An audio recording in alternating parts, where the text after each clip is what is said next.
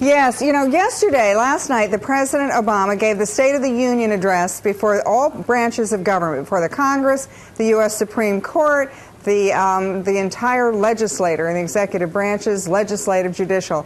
In that speech, what he talked about was his greatest crowning moment, the bin Laden raid.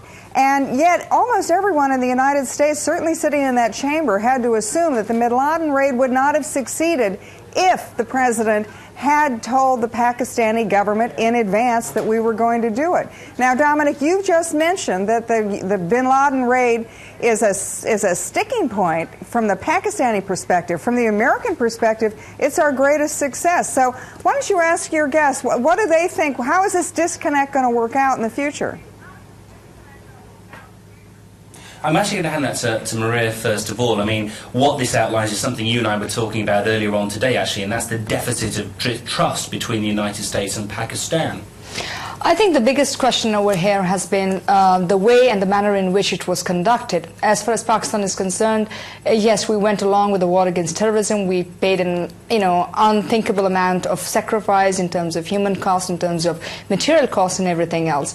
But the mannerism in which the raid was conducted, especially when you had U.S. people who were there, and most importantly, it was conducted by the CIA, without taking the intelligence community of Pakistan or the armed forces of Pakistan, or for that matter, even any other elected representative of the government of Pakistan, on board on this issue. So I think the biggest question was the sneak manner in which it was conducted.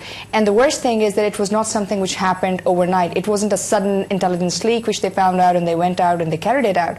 It was something on which, according to the U.S. president, as he debriefed the international community, the operation took almost a year, from May 2010 till actually 2nd May in 2011, when the operation was conducted. So a year-long preparation, almost 8,000 contractors, U.S. CIA contractors, which is seen in Pakistan purely as illegal combatants, and then pretty much establishing parallel intelligence networks, which is basically at the heart of this entire issue. Mm-hmm. The issue is really, though, in terms of relationships, is that America had to do this entirely on its own. There were some Pakistani civilians, individuals that it used to actually gather the intel, but at the end of the day, it was America that actually had to capture Osama bin Laden on American soil. That says an awful lot about the American relationship with Pakistan. How do we actually start even to consider repairing something like this when you had the world's most wanted terrorist living here, and Pakistan seems to be in total denial about